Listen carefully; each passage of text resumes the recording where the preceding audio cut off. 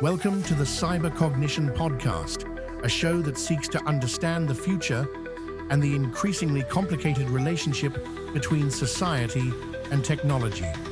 Explore the worlds of cybersecurity, artificial intelligence, transhumanism, robotics, and other fascinating topics at the frontiers of science and discovery, with your hosts, Hutch and Len. All right, we can do this all night, but we actually do have to do a podcast. Yeah. All right. Well, yeah. For this episode, this is going to be a really exciting conversation. So we've got two special guests with us. We have Perry Carpenter, who is the author of Fake, and that's F-A-I-K, a practical guide to living in a world of deepfakes, disinformation, and AI-generated deceptions. And then also his co-host on The Fake Files, Mason Amadeus. So take a minute, give us an introduction for both of you guys, kind of your background and how you got to where you're at. So Perry, go ahead. Sure. Yeah. So I've been in the cybersecurity game for 20-ish years, mostly focused on the human side of things, though I did start off as a programmer, wrote a lot of email stuff, did a lot of directory work, and then transitioned through really just needing to deal with the fact that systems were continually vulnerable over and over and over again, regardless of the technical controls that got put in place. And so I got really interested in the psychological factors and the behavior factors that led to compromised systems. And that led me into kind of where I am now, really focused on the human element, working at a vendor also, and really interested in not only the cognitive science and the behavior science, but a lot of the reasons on why we fall for scams. So deception at its core has been interesting to me and a part of my life since the very early age, back when I used to afflict people with magic tricks. I'm glad that you brought up your magic, because I feel like you always leave that out when you give your background. And I personally think that's one of the most entertaining bits of it, because you did like mentalism and a bunch of stage magic for a while, didn't you?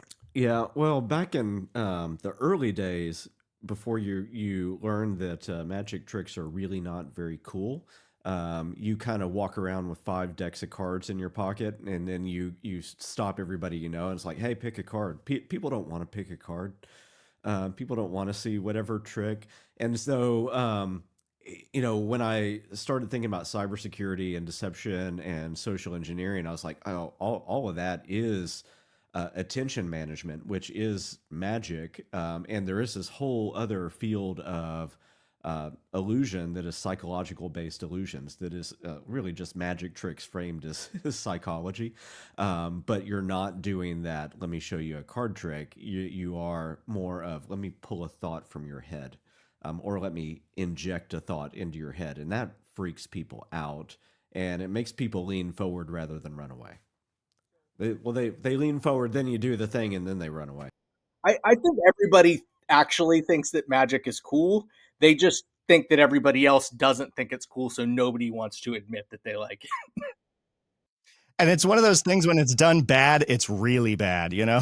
Well, I was going to say nobody likes bad magic, but if you can get something over on somebody, everybody wants to know. Everybody loves to be. I think in the end, everybody loves to be fooled as long as there's no harm done. Everybody wants that challenge. Everybody wants to test their own mental acuity. I have been thinking about this because my wife and I watch Fool Us, the Penn and Teller show, a lot to unwind. Such a good show. And Penn once said that magic needs to be both surprising and inevitable. And it has to be equal measures of both of those things. Because if it's just surprising, that's not fun. And if it's just inevitable, oh my God, that's hell. But if you can be both surprising and inevitable, that's a good magic show. And that really stuck out in my head. Every good magic trick is a narrative arc as well, and so you're having to build up to it. And half of the task of a good magician, rather than somebody that just does tricks that they bought at a magic shop, is the way that they present the thing.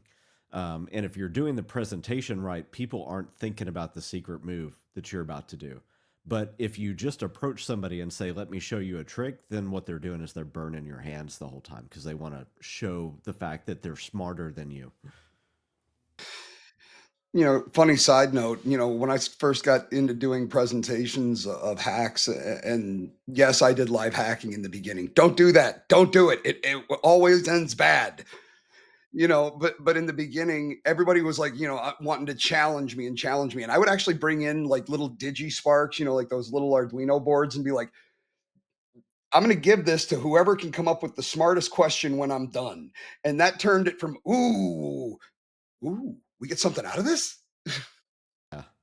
Yeah, getting that buy-in is like the hardest thing that a magician has to get, or anybody has to get. If you're on stage, you really want people to want you to succeed rather than people to want you to fail. You have to know how to command that crowd and that audience and how to play them. Absolutely. So Mason so admittedly, I considered excluding Mason from this conversation when I heard in a recent episode that he hates Python.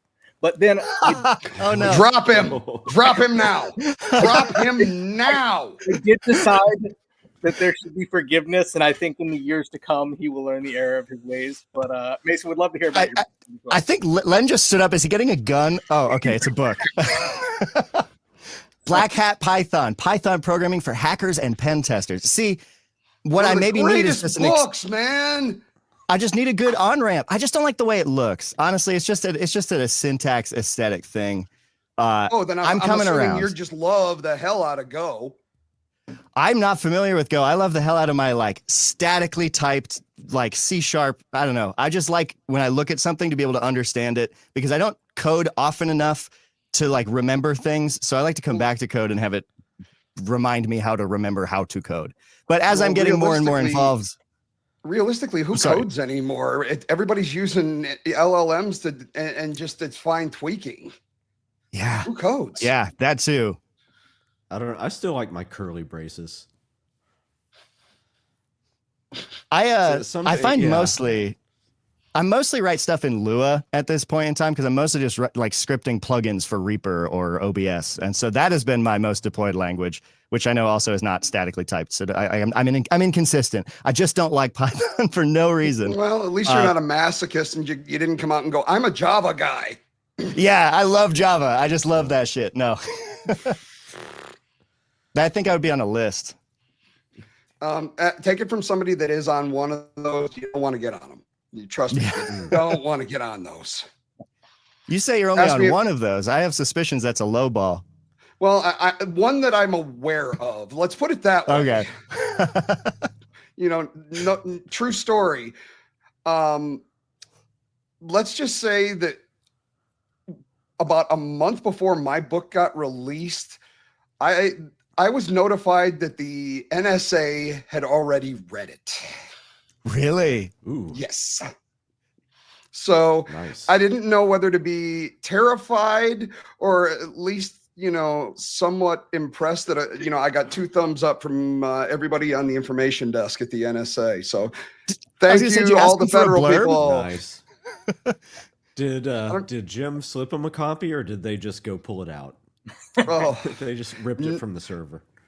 I think that, to the best of my knowledge, they didn't get it, but the person who actually wrote the foreword, and I'm going to be saying this over and over again because unfortunately somehow his name was removed from the foreword, was Dr. Gregory Carpenter, and he does have work with the government and has certain clearances, so I think that may have been what triggered it, but yeah, it was terrifying.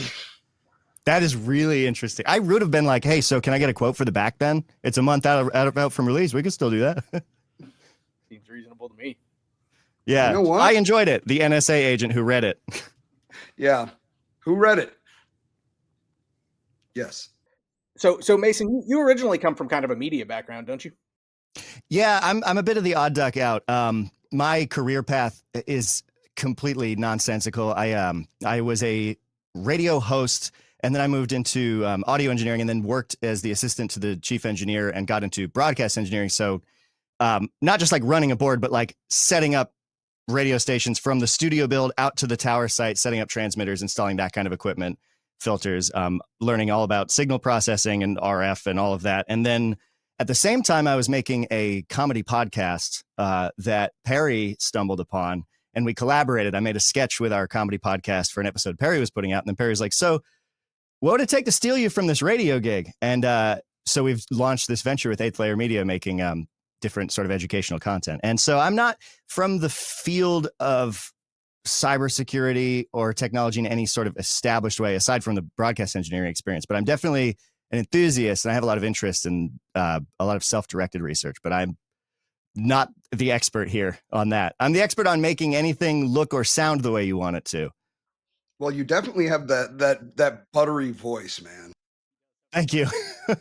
Yeah, and I think Mason sells himself short, because the one thing I've noticed in a lot of the interviews we do is that Mason will ask the more insightful question, because maybe I've jumped past something, and he just tends to go in and ask a really good ground level question that is way more insightful and meaningful than anything I might have gotten to. Half the time it's for my own elucidation, and the other half of the time is just because, as someone who likes to like learn a lot of stuff, I would say I'm super into just learning shit all the time, whatever it is. I like when things are made accessible. I think that's a passion of mine. So I like to try and break stuff down. Oh, dude, I'm with you. I am one of the people that believes that knowledge should be free. What you do with it, if you want to, market a product with that knowledge, that's different. But the ability to learn how to do something, everybody should be able to go as far as they can go with what they're capable with. I think human curiosity is the thing that we should be stoking in everybody. Yeah. Oh, absolutely. Couldn't agree more. But how can that? I think that's kind of a cool segue to get into. I want to steer this a little bit because I know we've got a lot of ground to cover, but I want to talk about deep fakes, man. I really do. Yeah, let's set the stage. I guess, can you guys tell us just at a high level before we jump into it, what is a deep fake? Oh gosh. So a deep fake is the common name for what is more precisely titled synthetic media. So synthetic meaning not naturally occurring, not man-made. There's computers, there's fabrication involved in that. And when people talk about a deep fake, they're usually talking about the fabrication of another person. Though deepfake, I think, is broader than that. But people talk about deepfake imagery of an airplane or a building. But the way most people have always talked about it has been, deepfaking a person. And it's pretty simple to break down. So deep comes from deep learning, machine learning, and all the AI stuff. And fake is just fake. Is there inherently a negative connotation with it? Is there some implied malicious intent? Or Yeah. I'm glad you asked it that way. Somebody that I'll freely admit, out of I'm a lot like Mason. I use the AI, but that's why I have Hutch as my go-to AI guy. But when you just brought up a very good designation point between when we say deep fake, when I hear deep fake, just like you said, to me, that's a person. If it's a building, it's just a fake. So I think there was that interest, just recently we're seeing with the California fires. We're seeing a lot of fake images of kind of the Hollywood sign up in flames and everything. And which is odd to me because it doesn't seem, I mean, it is devastating. Like it has been horrible. So why you would create fake media to illustrate something that just as easily could be illustrated, it seems like an odd one to me because I don't know where the benefit. Well, it's the Hollywood sign is the most iconic thing in that area, right? And so if you're trying to sell a narrative or you're trying to get attention, if you can take the thing that everybody recognizes as that area and put whatever the message on it that you want is, then it's naturally going to go viral. And so synthetic media is really, really useful for people that have a narrative that they're trying to get out into the world, and that, or if they just have an objective. And I always think about Anybody that's using this or trying to do anything nefarious is always after one of two things, or both together. They're after money or minds. So anybody that's creating a deep fake to get onto a Zoom call might be trying to get somebody to wire money to another location that they wouldn't otherwise wire it to.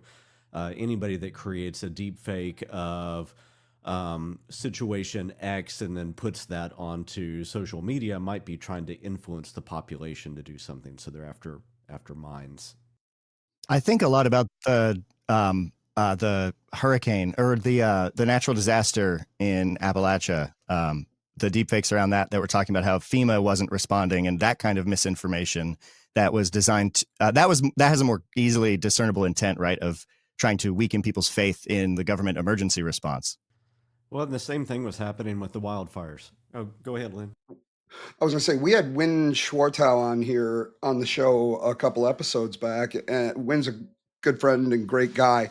You know, Win has a quote that I think just completely summarizes this. And that's, you know, if you can control the narrative, you control the population. And this, to me, the thing that I find really funny is we have apps out there for basically every mobile platform that will provide some degree of this capability. You know, we're looking at this as a toy and we're putting it in the hands of children.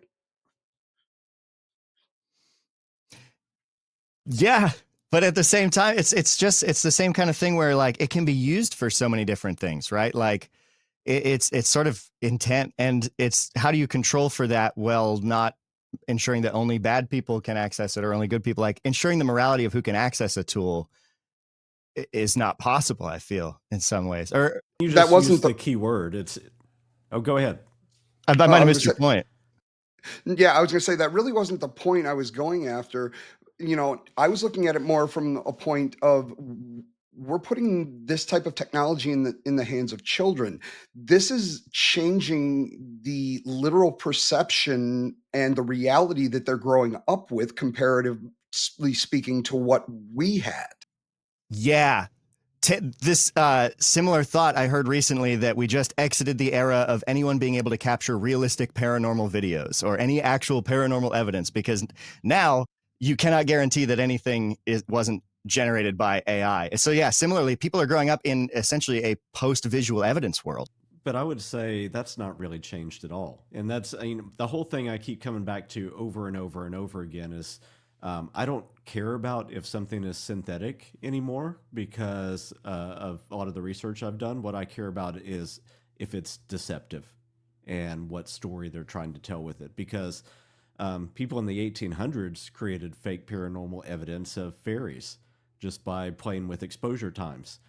People before that were creating forgeries. I mean, you go back thousands and thousands and thousands of years, and you look at what the what would constitute the reliable evidence, and people have figured out how to make forgeries of that, or how to create evidence that does not line up with reality. So I was just going to say, so speaking of evidence, Perry, you mentioned in your book this concept of the liar's dividend, and this idea of like plausible deniability, and how we are entering this era where plausible deniability is so much greater because of that deception. You know, and that kind of goes kind of where I was going too, Hutch. We have an inert fear, or at least concern, about police. We grew up in a different era. If you take and remove somebody's Is ability, this the Detroit talking? you got it. You know, if you know, we now are growing up, these kids are going to grow up in a world, and to your point, Perry, about the fact that forgeries are going to continue and counterfeits, that's I agree with that. But I think what's changed is our mediums of communication, our choices of interactions. If I was going to say, just using hypotheticals, if I and removing the idea of fairies and things that are of the supernatural. I can now be you. I mean, I swear to God, I want to find this, and if we can't get it now, I'll try and make sure that we get this in the notes. But I want to. Where is the video of you promoting your book as Taylor Swift? Funny you mentioned Yeah. that. Yeah. Actually, I should hold on a second. Oh, Perry's probably gonna go grab the wig. I just made the thumbnail for that video. So that video is actually coming out very soon. But to my point, in the past, if you wanted to try and pass yourself off as Taylor Swift, you would need some kind of latex mask. You would need some kind of prosthetic.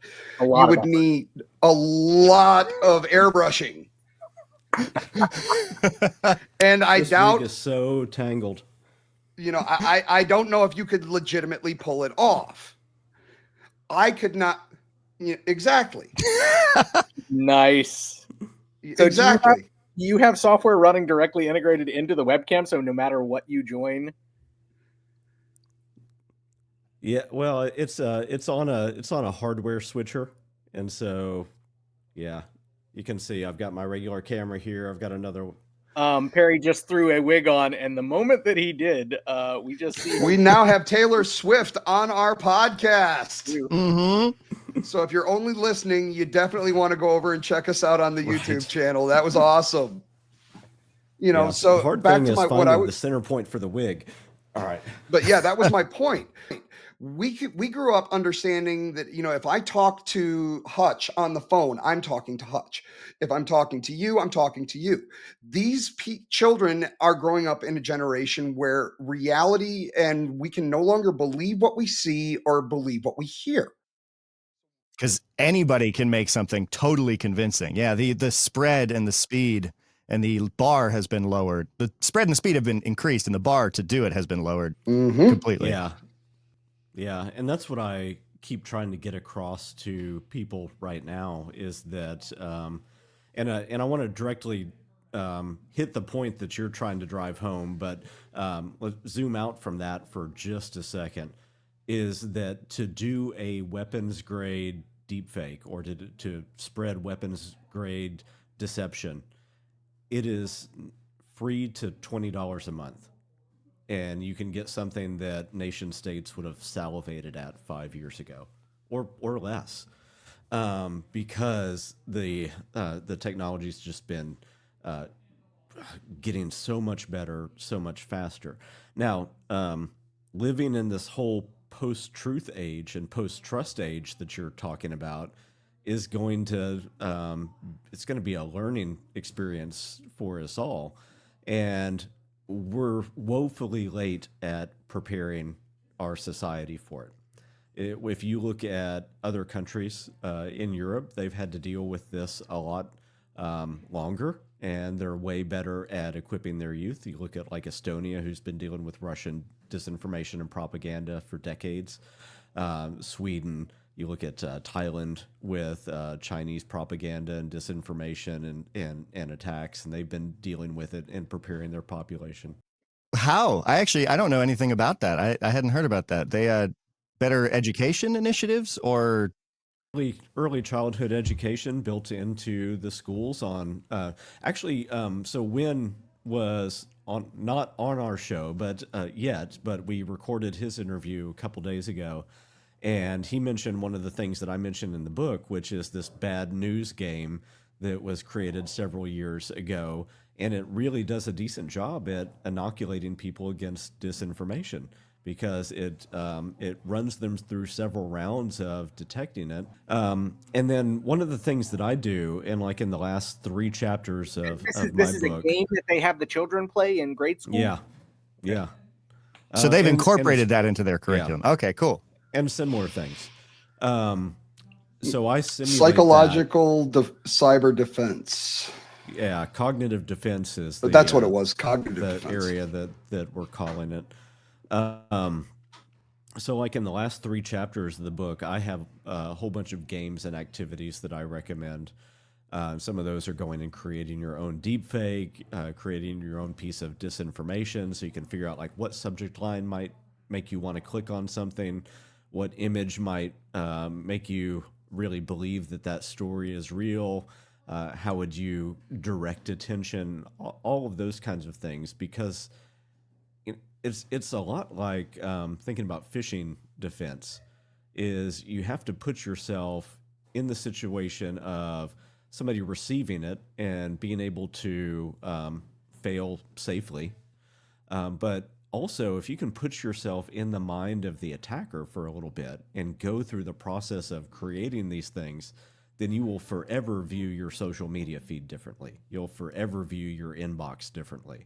So I really, really advocate for giving people access to tools and then letting them try these things for themselves. And then when it comes to protection, a lot of old school technology or old school process comes back. It's not that, you know, if somebody asks you to wire $25 million, you don't just go click a button and do that. You go double verify. You inject processes and speed bumps in that to slow somebody down to make sure that that is actually what needs to happen.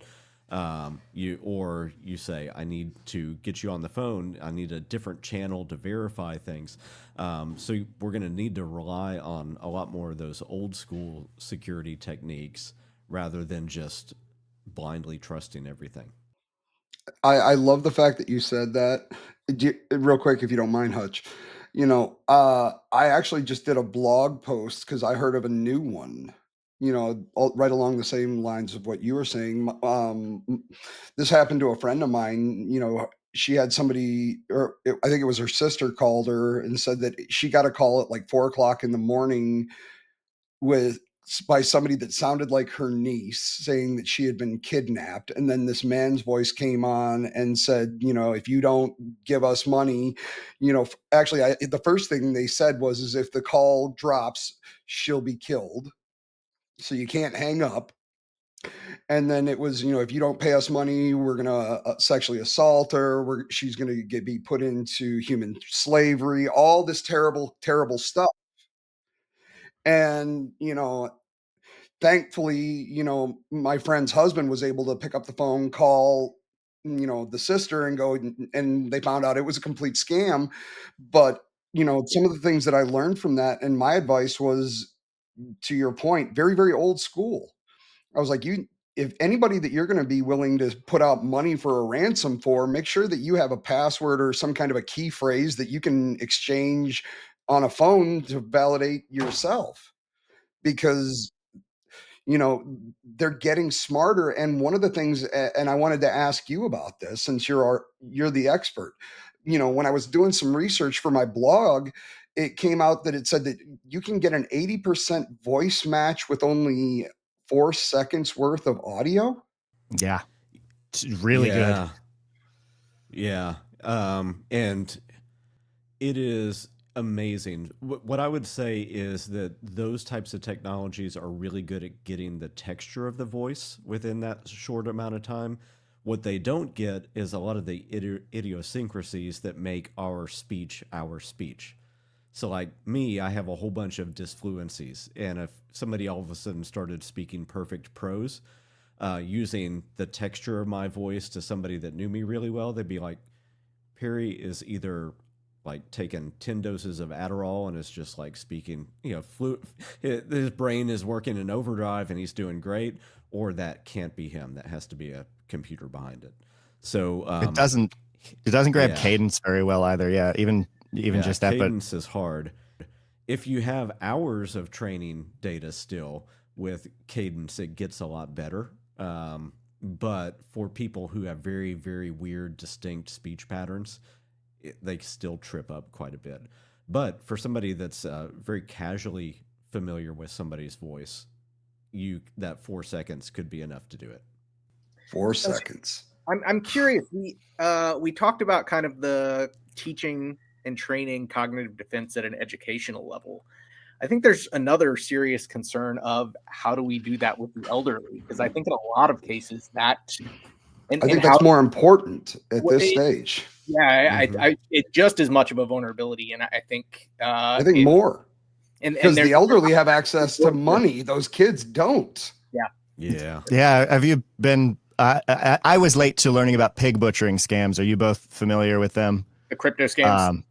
Yeah, yeah, and the investment scams that they're building to definitely target people who are wealthier. And Well, I those have people are 5 daughters, so that takes me out. I don't even get called about that stuff. So I guess for any of our listeners or viewers, Mason, can you explain real quick the pig butchering? Yeah, it's basically just an amalgam of all of the scams you've heard about that are plugged together and designed to maximize cruelty, as Aaron West, who runs Operation Shamrock, which is against this, puts it. But it's basically all of the different romance scams you've heard of. It usually starts with an innocuous text where someone sends you a message that wasn't meant for you. So if you've gotten texts that are like, I left the burritos. Oops, sorry, wrong number. Ha ha ha. If you continue a conversation with that kind of person, you'll typically get a photograph, and then they will try to lure you over to like Telegram or WhatsApp, and then they show you an elevated lifestyle where they have money and they have a cousin who's good at investing, so he'll tell you how to invest and make money too. And you go through this long, long process to eventually have all of the wealth extracted from you by this person. And on the other end of it, the person doing it is more often than not a victim of human trafficking, working in a large industrial sort of warehouse where they're forced to carry out these attacks on people. And it's an unprecedented transfer of wealth, is also how Aaron put it in the interview we did. And yeah, it's just so cruel and sad. And AI is only going to make it more effective. And I think a lot of these are fairly sophisticated too. Like if I Mhm. recall, Yeah. they'll even have like fake applications with full exchanges and show profit and Yep. loss and Yeah. Yep. All Fake of that. fake websites, dashboards. Yeah. The sad thing is that because with some forms of scams, it is fun to try to scam the scammer and just kind of waste their time and stuff. But when it comes to these pig butchering scams, you basically have people living in prisons who are being forced to do these. And then when you just waste that person's time, what it gets them is it gets them a beating. And so when we just decide to screw with them, we're actually just they're a scammer, but they're being forced into it because their family's being held hostage or because they've been deprived of everything that they have and they're just trying to survive, and they're getting beaten with rods every day. So does it give us that couple minutes of a chuckle when we post that on LinkedIn, when we realize that somebody's got fresh wounds that day because we did that? I don't know what the right answer for that is, but it's really, really important for us to realize the extent of the victim cycle. In that it's not just the person that's being targeted and falling for it; it is the person who is, doing the launching the actual attacks as well. And if it seems a bit crazy, like how would that person end up in this situation? A lot of the ways those people get trafficked is by responding to advertisements for a well-paying, stable job. And then typically it's farther away, so they travel to a different country and then get their passport taken away, and that's how you sort of fall into that end of it. Yeah, as somebody that's been to over 70 countries, I wish more people in the US could get out and actually see the conditions that some people live in. And I think they would have a much greater appreciation for what they have. Yeah.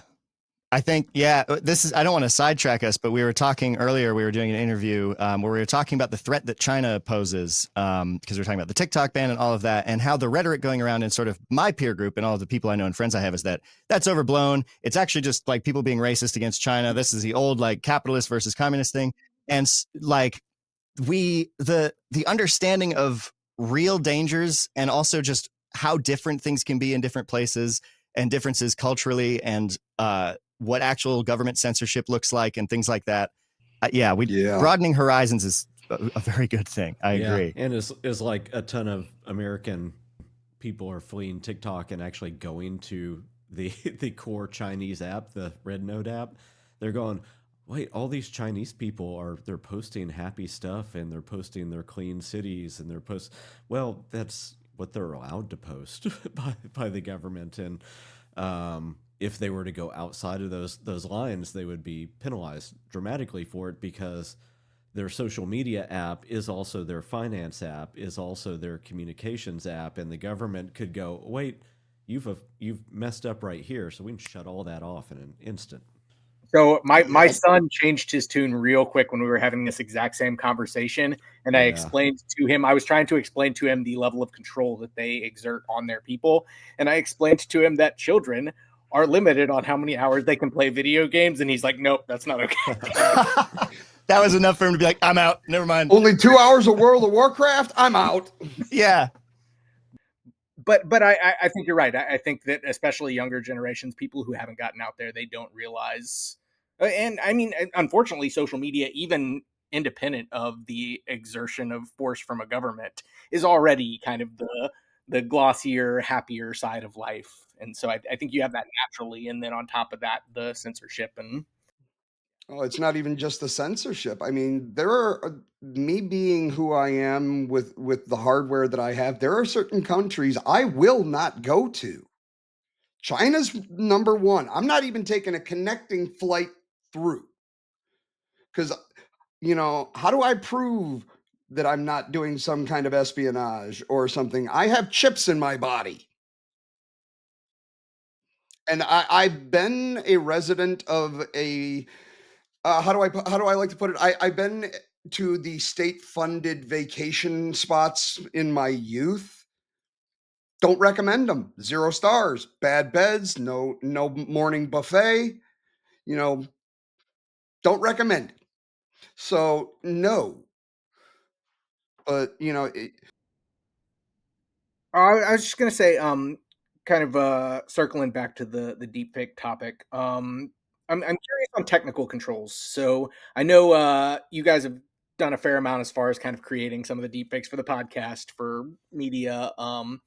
Are I know with broader AI that I've worked with, there is still a gap between open source capabilities versus commercial. Now that gap is closing. I'm curious, are you seeing the same pattern? Because I know with commercial solutions, at least there is at least an attempt to put controls around misuse.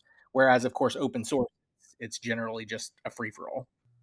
Yeah, I'm seeing that as well. So the commercial ones from the frontier companies like OpenAI and Anthropic and so on, they're really focused on creating safe versions of these, so that they've got heavy alignment that they work on. And then when it gets to the downloadable open source, or I guess more accurately, open weights versions of these, a lot of the alignment has been stripped off for a couple of reasons. One is that alignment adds bulk to the model. And so whenever you align a model, people call that an alignment tax because you're adding bulk to it. And so if you want the model to be smaller and faster and be able to run it like on an edge device, or a personal computer, well, then stripping some of the alignment helps with that. The other reason that you might strip alignment is just to make it uncensored. And there's definitely a market for that.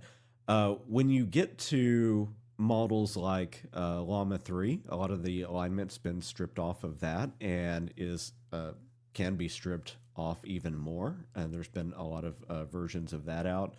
You get the Chinese models like DeepSeek. A lot of the alignment is off of that. However, you can't ask it about Tiananmen Square.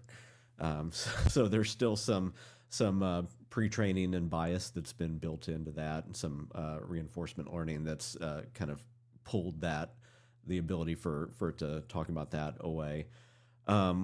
But I think you're hitting on something that's really important too, especially as we talk about the China thing.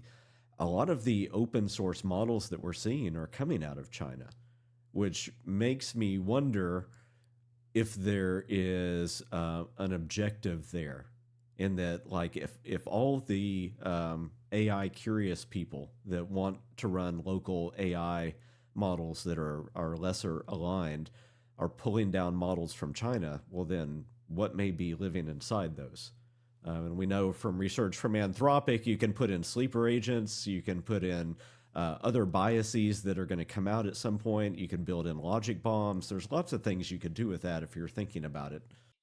well, even beyond any type of viral or, actual coded attack, what it's also doing is as I was saying earlier, from a psychological perspective, you're basically opening up chaos by allowing things that, may be potentially immoral or, against the grain.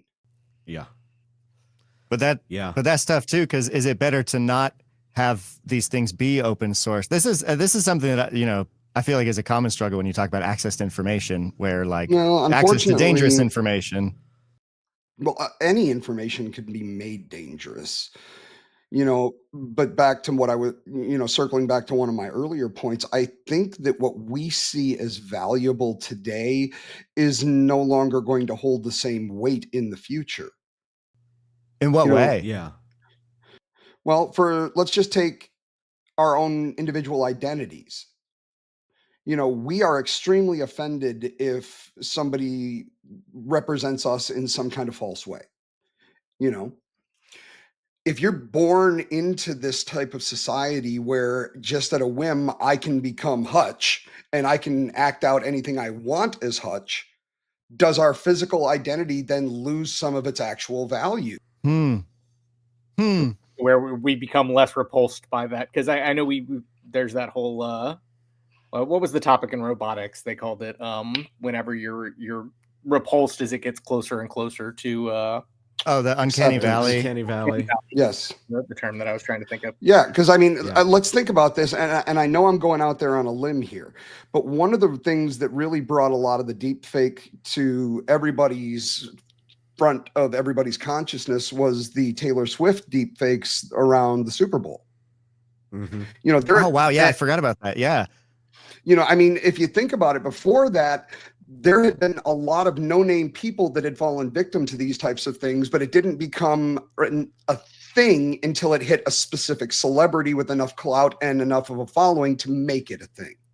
So if we now have the ability, hypothetically, if I wanted to see Hutch naked, granted, it's going to do whatever calculation it wants, but I could have a representation of Hutch, sitting there in a Speedo if I wanted to.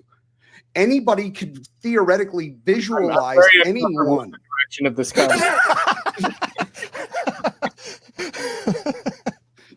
Don't worry, it'll be over soon. Wow, that came out wrong too. All you need for that is a Flux 1.1 and about 15 photos of Hutch's face, and you can create a custom aura and then. But that's my point. Go off to the races. Yeah. We look at ourselves very puritanical and, almost Anglo-Saxon and, along a certain line of purity. Well, that's because it's never been easy to make these types of visual representations before. So is identity one of the first things that's going to take a hit in a new world where anybody can be anybody? There's an interesting, that's really chewy. So something that right before generative AI hit the mainstream scene, I was noticing a trend in media production on shorts and just generally online content, a big tilt from high production stuff that looks like it took a long time to low effort, authentic stuff that looked like a person just holding a phone and talking like that. If you made a YouTube short, you put a lot of work into it and made it look awesome, you'd get no attention. But if you just held your phone and talked, people wanted authenticity. And this was happening right up before generative AI hit the scene. And now it's really good at generating those authentic style videos. So I think we'll see a swing more towards handcrafted artisan stuff that at present could only be done by a human. And ultimately, I think as AI gets better and better and those what couldn't it do gets better, I think we will see a push towards more things happening in the real world rather than digitally, whereas we've seen the opposite happen with the advent of the internet. See, I disagree 100%. And I'm just going to throw this out here, Hutch. Hutch and I actually did an entire episode on this. And, the way we basically looked at it was once that general AI hits an affordability level, the only low-paying jobs are going to be in some type of metaverse where, to your point, it's still going to be in a digital existence, but nobody's going to want to talk to a bot. So your low-paying jobs are going to be a human in a digital world. That is interesting because I wasn't thinking about the like general labor market side of it. I was just thinking about like identity in general. That is an interesting point. Oh, sorry, Hutch. Oh no, I was just saying you were kind of thinking more along the lines of what people want to watch right now and what seems Yeah, because I my head is so in that space, being what I do for a living. I mean, I do think that there's like different facets to this. So there's the when it comes to like creativity, there's going to be a premium on some kind of verifiable authenticity. Like, was this done by somebody's hand? And if you can prove that, then people might want to pay a little bit more for it. Um, when it comes to something like identity and transactions, there's a whole movement on trying to figure out, what is a good pervasive form of verifiable digital identity for the world that we're about to live in. Now we're talking my world. Are you talking about Yeah. provenance or the concept Well, around provenance? I think provenance is one thing, but that's usually provenance for a creation, like for an image or for something else. When you get to the kinds of verifiable digital identity that some people are worried about, you're getting into like the world of, Sam Altman has this other company called WorldCoin that has this identity verification orb that they send around, and it does like an iris scan and everything else with it, so that like if you need to do a high risk transaction and you've registered with this, then of course your likelihood that you're dealing with a real person, not a bot or somebody who has stolen an identity is raised. But you do end up in this dystopian world where people are going and having to line up at things that look like churches and physically register themselves to this centralized authority that is the keeper of identity and the keeper of trust. And that's something people are grappling with, though I don't know that we're ready for whatever the right answer is. Yeah, so I remember seeing this in the news, and wasn't Sam Altman kind of going through more or less impoverished third world countries where people were willing to do it for a small allowance or a small amount of money? I think for a lot of the testing, and then they're like when they look at setting up so there's a couple different models for doing it. One is you do end up with this very new age looking facility that people walk in and will register, hold the orb up to your eye and everything else. The other one is apparently for people who are in distributed or rural communities. There's a kind of a loose affiliation of courier services that will get one to your door, and then you can do it there and then send it back. So, I don't know that a lot of people in the U.S. are ready for that. Well, the funny thing is I actually in my predictions for upcoming tech was something that I dubbed IVAS, Identity Validation as a Service. Ooh. Okay. Oh, And that's exactly what I was going to say. The other thing that I've looked into from a personal perspective is the idea of individual human PKI through microchipping. Mm-hmm. PKI. It's a form of authentication. Yeah, private key infrastructure, just using asymmetric. Okay. Yeah. Like the simplest example, like a Diffie-Hellman exchange, just private public key. Yep. And the funny thing is I didn't even get a chance to tell Hutch this, but I just ordered my newest implant that actually has blockchain capability. Interesting. So what does that mean? On the blockchain. Yeah, what's the Yeah.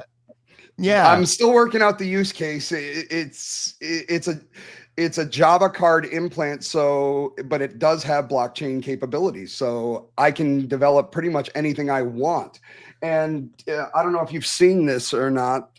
Here's my phone, and this is for any of the people on the YouTube channel. Otherwise, if you're only listening to this, I'm about to show off my authentication trick for these gentlemen. So this is how I get my one-time password codes. And of course I'm doing this and we're recording, so it's not going to work the first time because I have cameras, but we're going to try anyway. So yep, she's right there. So we're going to try right here. And of course it didn't work the first time or the second. Come on, baby. There we go. Third time's charm. So that is actually how I get That is OTP really cool. codes. So That is the kick ass. So, I mean, the idea we don't have it, and Hutch, I've told Hutch this, and this is the analogy that I use, is we do not have human SSL. There's no validation for what we're doing right now. I mean, realistically, this could be, for, people in some other country that are just pretending to be all of us, and we'd never know the difference. We need to either have some type of, especially when it comes to doing international business over things like teleconferences, so we don't have another repeat of what happened in Hong Kong. We need something. And like I said, I dubbed it identity validation as a service, but this is something that I think is going to, especially for this next generation, and like I've been saying, they're going to need some way of maintaining what is real, because in my opinion, the truth is probably going to become one of the most valuable commodities in the world as we move forward. Well, that you hit on a key thing, but I want to back up for a second because I want to make a pithy comment. When you said that you're about to get your newest implant, it has blockchain, and you're still trying to work out the use case. Oh, That the is like blockchain use case. That is the No. epitome of blockchain. I almost said that's the most blockchain thing It's ever. like, there's a hammer looking for a nail. Really cool technology. I want to figure out a use case for it.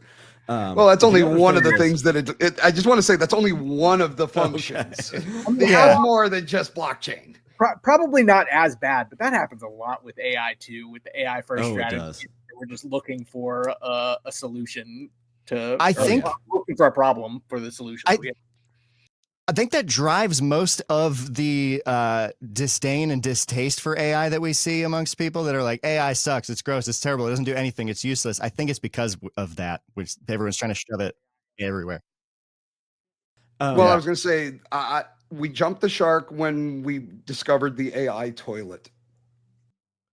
Oh, the Perry told me about this the other day, the butthole scanning one, right? I don't know. We were going to make a different point, so I don't know if we want to sidetrack on the butthole scanning toilet, but I know there's the one that looks at fecal matter for signs of disease. There's a butthole scanning one. Well, because those two use cases go together.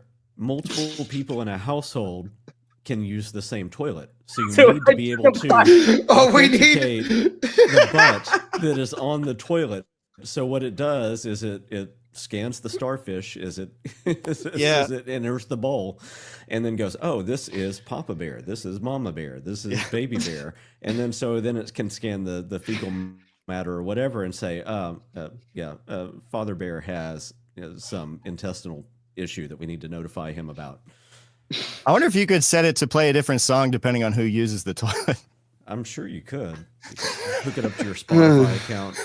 Well, there's your new form of authentication right there. Yeah, there you Yes.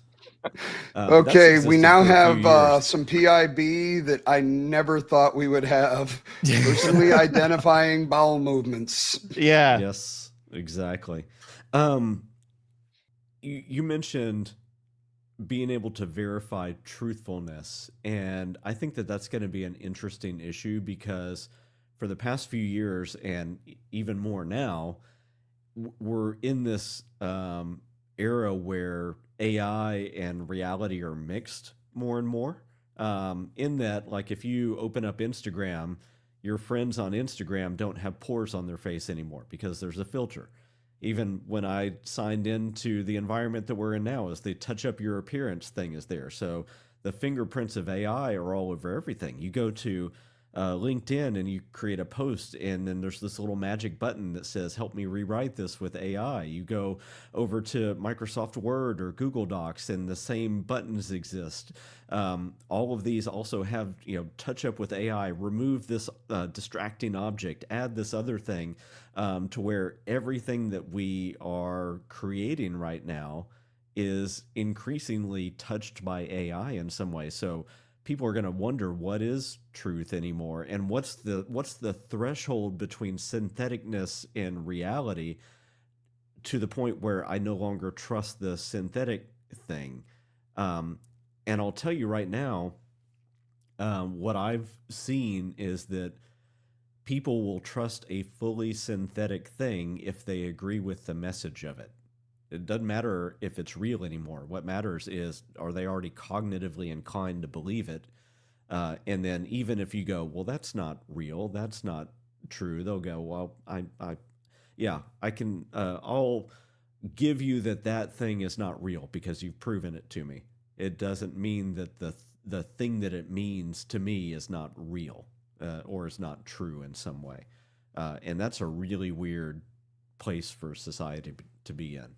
Well, I think it further exacerbates that kind of if you look at the movie like The Social Dilemma, where they talk about the challenges of kind of your initial era of AI, where it really was just kind of pandering to what your interests are. And it does kind of reinforce whatever your beliefs already are and continues to entrench you in that. But I feel like now with generative AI, where it can appeal directly to that and actually generate content relative to what your interests are. I heard somebody talking recently, and I hadn't really considered it, but it's a fascinating idea of maybe 5 to 10 years down the road, where rather than watching something like YouTube or anything where it's selecting content, it actually is in runtime generating stuff based on your interests. And you think about the level of addiction, the level of reinforcement of your own beliefs with something like that. Yeah. It's almost hard I to only reconcile. have 2 words, Hutch, and I don't know if these guys know about it, but they're about to. You know what I'm about to say, don't you? I'm not sure, actually. AI, Jesus. AI Jesus. There was an AI Jesus that was made in Sweden. Yeah, That's- that was that's taking the one I'm talking taking about. confessions, right? Yeah, Yep. yeah. You're kidding. There is one. I didn't No. see this. Yeah, it's in Sweden. Really? And yes, AI Jesus will listen to your confessions and dish out your Hail Marys and your Our Fathers. So per the Really? person who created it, the intention was to actually draw a line and show the limitations of technology in the spiritual world. But what ended up happening was people would go and do confessions and believe they had come out with this like crazy spiritual experience and this awakening. Yep.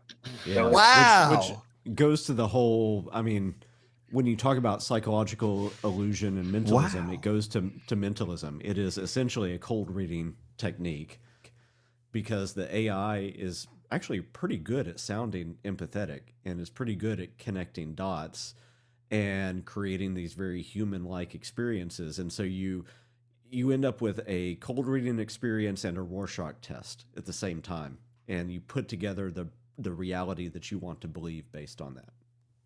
That's a really And- good way to put that. And that to me is absolutely terrifying. Yeah. Because ideology is dangerous, period. Well, and So also, you could potentially real time accidentally jailbreak that thing, right? Because Mm. one of the core ways of jailbreaking any LLM is just to feed it a role play and feed it a scenario. And if you're in confession and you're giving it a scenario and you're giving it all your justifications for doing something, you could end up with AI Jesus condoning something that all of us would believe would be morally reprehensible. But simply because that person had enough cognition and verbiage in the way that they explained it, it turns the LLM upside down unintentionally. Yep. I keep going back, Hutch, to FM 2030, the upwingers and the downwingers. Are you guys familiar with them? no. FM 2030. His name. I'm glad he changed his name because if you're about to Google him, that you'll see what his real name is, and I could never pronounce that if I tried. But FM 2030 is his name. He is actually one of the founding fathers of cryogenics, but he's also modified the philosophy of transhumanism to where, unlike Dr. Julian Huxley, who was like, you can add parts and stuff to the human body as long as you're just keep maintaining the status quo, but you shouldn't elevate it. FM was like, if you want to take your arm off and put a cyborg arm on there that can crush metal, go for it. Everything's on board. But his philosophy and his prediction was we would get to a point in the world where we would no longer be separated by politics, but we would either be separated by those who want to embrace technology and look up to the stars and what's beyond, or look down into the past and stay rooted in the ground. Interesting. So the kind of the folks that want to accelerate, or the laggards. Pretty much. And the scary thing is if you look at the way that the world is going, politics is now being driven by tech, and realistically, tech is now the arms race, as Hutch has said numerous times. But I don't think it's just a race. I think it's a marathon. You know, it's not just because it's not like it was with nuclear, where, you know, you have a weapon. We have AI. This thing is making millions and millions and millions and millions of weapons. And it's also helping with cancer research and helping disabled people live better lives. You know, it's such a broad reaching thing. It is a tool, in the same way that the thing that makes a nuclear weapon powerful is also the thing that could power a city and do immense amounts of good. It is really, really interesting to also think about the fact that when you get to the destructive bit of the arms race of AI, it is not just a singular weapon. It is a multiplicity of weapons, but it's also a multiplicity of weapons that can be directed to individuals in very nuanced and segmented ways. So everything that you think about marketing and segmentation and persona development and everything else, you can put AI on and deliver custom disinformation or custom weaponization of information directly to a singular person. And that's pretty new, because before it took effort to do that. Yeah, you'd have to have real motivation. Cambridge Analytica with deep fake. Yeah,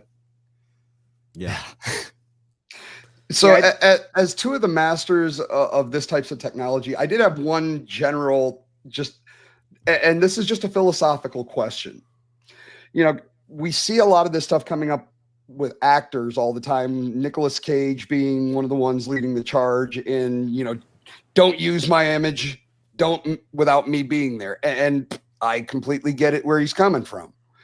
But here's something I was, you know, and I've been wondering this ever since that first time when Deepfake faked out Bruce Willis with that Russian telco.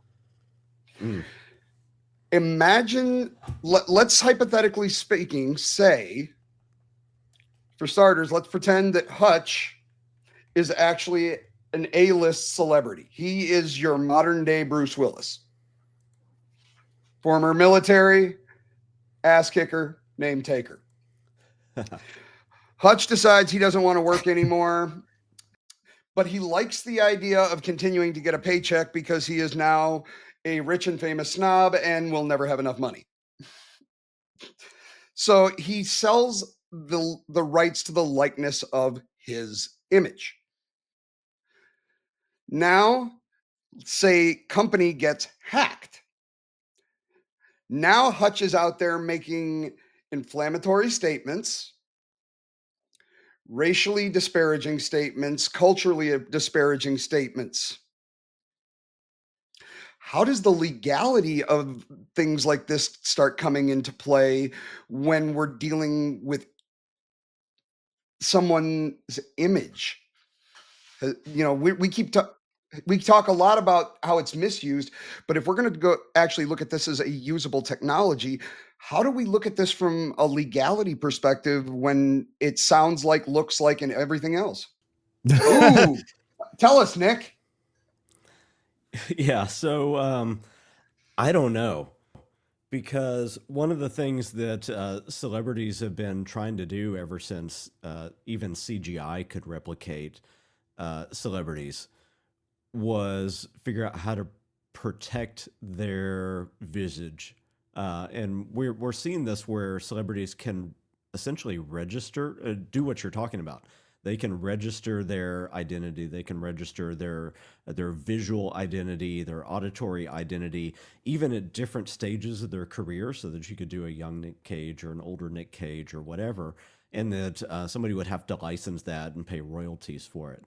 But if somebody were to hack that, I essentially think that we're kind of at this era where it would be the same thing as the OPM breach, where biometric data has been lost, right? And now all of the issues that can come with that start to follow through. And I don't know that there's a recourse for that other than the contractual obligations that the holder of that identity that was registered would be able to have to pay back. But that would just put that company out of business, and Nick Cage is still screwed. When the damages from that, like the damages side of it, I'm remembering semi recently, but it was a bit ago. There was that story where these students deepfaked their principal saying a bunch of racist stuff, and the principal lost his job at the school until it eventually came out that they found that it was entirely faked.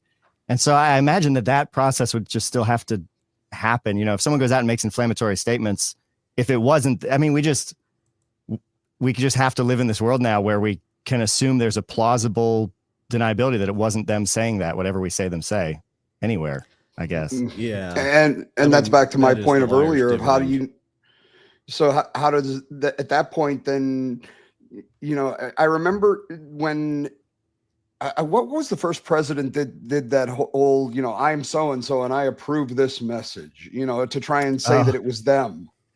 That was like that first auditory validation that this is me. How does there was like a signature. Yeah. Yeah. And if you think about it, moving forward, we just went through an election. And I love your Perry. I love your comments about how it's not going to change the election, but it's going to create chaos within the election. And it did. So how do we know? Because I'm planning on running for president. Hutch is going to be my Secretary of Defense. What's weird is I felt like we got through this election and it didn't feel like there was as much as I was expecting. And I don't know if that's because it's become subtle enough that we're just not noticing, or because did anybody else feel like that? Like I felt like in the age of AI, it was going to be. I had an op-ed that I had published in The Hill that talked about that. I think the title even was "Deepfakes didn't change the outcome of the election, but it changed our perception of reality," and that was really getting to the point that media and social media is not making people believe new things anymore, so much as it's pulling them into the direction that they're already leaning their belief in. And so if I saw a really convincing deepfake of the candidate that I really identified with doing something horrible, well, I would go, obviously that's not them. That's got to be a deepfake. But if I'm on the other side and I see that, it's like, obviously that person's a horrible person. And so you give benefit of the doubt to the things that pull against in a negative way, and then you give confirmation to the things that would be positive. And I think that's what we've seen, and actually that's really, really scary. And that's whether it's real or not, right? Like exactly. That's the social media echo chamber analytic. Yep. Exactly. And I don't like that. No, that's the scariest outcome. At all. Well, I mean, we're almost at the point where we can start bringing people back from the dead and reanimate them. So I want Walter Cronkite back. Have him co-host the podcast. I miss, and I'll freely admit it. I'm getting up there in my years. I turned 50 this year, but I miss just getting the news. No opinions. This is what happened. Take it. Go talk about it. Right. Yeah. And when broadcast media news became re-registered as entertainment, I think it was just the end for all of us, because, Everybody now is getting their own news from what they consider to be a reputable source, but we're going off of our own determination of reputation. Mm-hmm. Yeah, and what they believe is a reputable source is the one that pulls against their cognitive bias the least. I mean, people laugh when they ask me where do I get my news. I honestly get, if I want to know what's going on in the world, honestly, I get most of my news from across between the BBC and Al Jazeera, because these people could give two shits about us. And if it shows up there, it's obviously something I should know about. And they're just going to be like, these idiots over there across the pond are doing this crazy shit. Right. Mm-hmm. On a similar vein, just in case you haven't stumbled upon it, have either of you seen the browser extension FoxVox, Fox/Vox? No. It will take a web page and run all the text on it through an LLM to skew it to either look very partisan left or partisan right, and you can just run it on any web page, and it's very interesting. It's a fun thing to play around with from that perspective because of for obvious reasons. Oh, I just took note of that one. Yeah, I think you'd like it. I think you'd like checking that out. All right. Was that one that I posted into our internal Discord a while back? Yeah. Yeah, you told me about it. That is from one of the research groups that does a lot of interesting, like red teaming against large language models and so on. Palisade. They were also wanting, there's Palisade out of California, and they've really done some, I think, important work when they showed the fact that you can just so easily manipulate on-screen text that way too. Well, one thing that I'm looking for the name of this thing real quick, because I just discovered these the other day. And have you heard of these Jetson Nano boards? Yeah. I've heard. I was reading up on the Jetson Thor. Hutch, this is basically it's like a giant Raspberry Pi, but it's meant for doing AI and robotics and machine learning. It comes with 16 gigs of eMMC memory on board. And you can pick these things up for $250. Yeah, that was one of the big NVIDIA announcements at CES just a while back. So there's that. There's like the big brother of that. That's the Thor. And then there's this AI computer that they're creating. It's like a supercomputer for $3,000 that like is the equivalent of a supercomputer, but you could run as an edge device next to you. You could either run it as a standalone PC, but more likely it would be kind of hardlined into whatever other PC you have or your home network, and you're running local LLMs and other AI systems on that. So you're not having to go out to the cloud, but you're doing everything internally. So back to Mason's statement that he's made 2 or 3 times over the course of this episode. How do you make sure that these things are only used by the good guys and the bad guys? You can't. You can't. No, there's no. You absolutely can't. Those Jetsons, the Jetson line of products are really cool. I want to get my hands on one. And in looking into that, have you seen the servers that NVIDIA makes that go into data centers? The DGX H100, DGX H100 servers. They weigh up to like 300 pounds and use 10 kilowatts a server. And so NVIDIA is really wrapping their arms around all of this market, and it's it's kind of incredible. Hutch, when are you ordering one? No, so one of the things that's interesting about a lot of these is it looks like it's a pipeline to the NVIDIA cloud. They make it extremely easy to migrate from those endpoints to their cloud. I'm not sure how broadly, and that was one of the things that I was going to look into on, especially some of the NVIDIA stuff that they're releasing. Is it something that is easily reusable elsewhere, or is it mostly kind of a way to get how open is it? Yeah. Is it a way to get you into the walled garden somehow?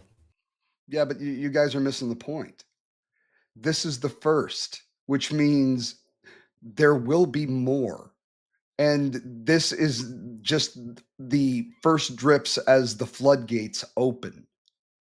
Yeah. Well, and everybody is reverse engineering these things as fast as they come out, or they're just stealing the IP before and coming out with cheaper versions of it.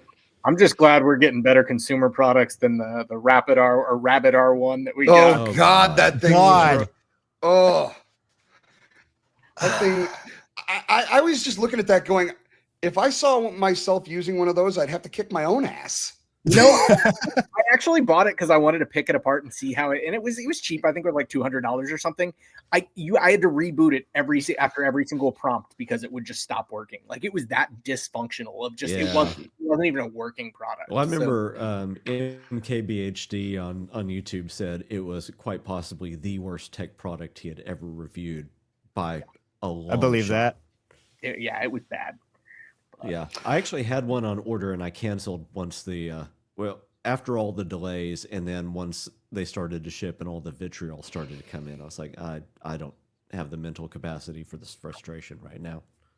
All right. Well, hey, this has been an awesome conversation. I know we're getting here to the end. I did want to do a quick moment for pluggables. So of course, Perry Carpenter's fantastic book, Fake. That's FAIK.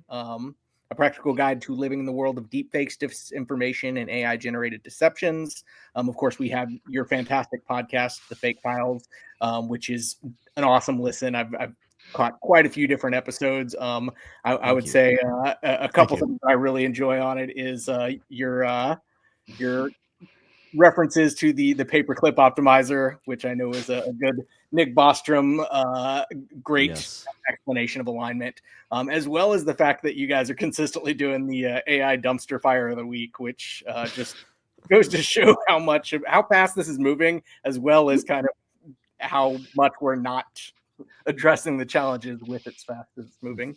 It's funny. There is something horrible every week. It's humanity. Give humanity the opportunity, and we will disappoint every time. Right? I want that cross stitched. I want to hang that up in my studio. Well, how did you know I cross stitch? Oh, well, I'll give you my address. You have to send me one. Before we wrap, I have a question, and Len, you are the most equipped person probably on the planet to answer it. Should I put a magnet in my pinky? I've been thinking about it since I was 18. I'm glad you said yes, key at the end of that. Absolutely, yes. You do recommend it, yeah? Absolutely. Well, I will warn you. Magic trick. Well, number one, where'd it go? Oh, it's great for doing magic tricks, and I found that I found that Indian rupees are just the perfect weight to be able to do these. But if you're going to do it, there are two types of magnets. You have lifting magnets, and then you have what are called biosensing magnets.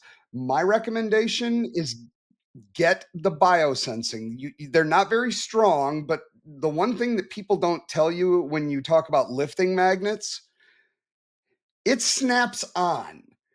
That is being pinched from the inside and the outside of your skin. It is not pleasant.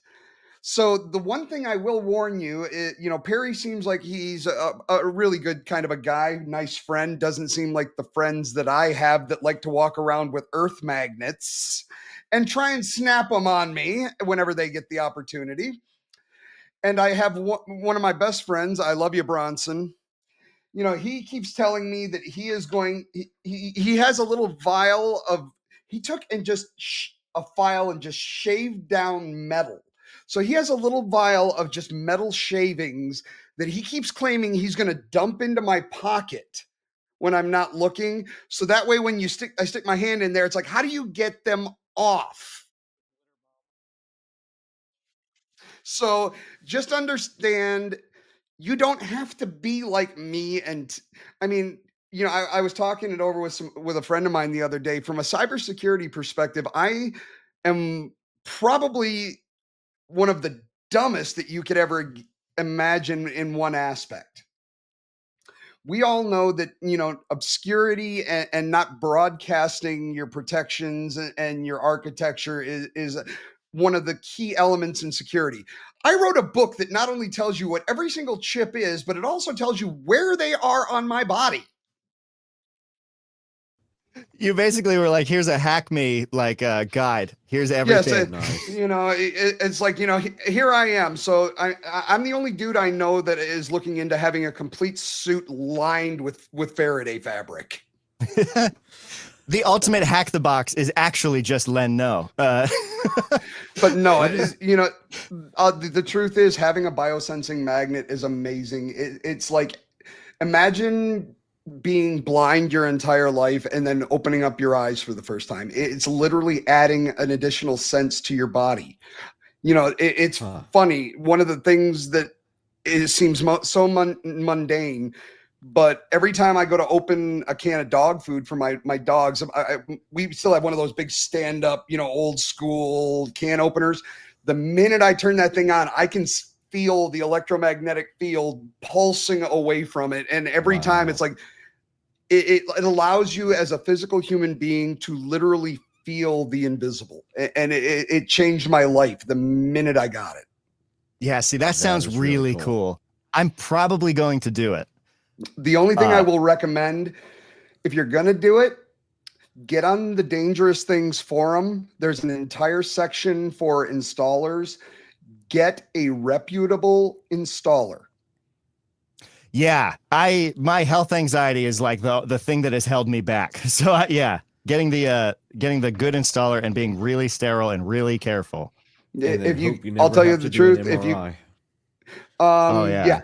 And that I was going to say that is the only drawback. The magnet, pretty much most of the flexible membrane implants and all of the BioGlass encapsulated implants you can get an MRI with.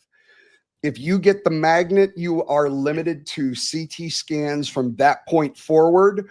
Or like I said in my book, if I am in an incapacitated state, it ain't going to kill me and I got bigger problems. Yeah, it's just going to blow out of your hand and stick to the MRI machine. I'm actually thinking about getting a tattoo that, of the like that medic alert thing right here and just have it say no MRI. Honestly, that's a good idea. Where to cut. Yeah. But then again, my buddies keep trying to convince me that I need to, like right behind this ear, I need to have the Wi-Fi symbol and over here, the Bluetooth symbol. Those are great. That's actually really, I like that a lot. But awesome. I'll start the shutdown. If you guys have anything else, feel free to say it. I know we're coming up on time. Perry, it's been an absolute privilege. Mason, we got to hang out, you guys. Totally. Yeah, well, I still need to get you back on our show because you were scheduled, and I think I had another health thing that day and had to cancel. Is that or weird travel thing? But we got to get you back on. Absolutely love to. We got to hear about all the implants.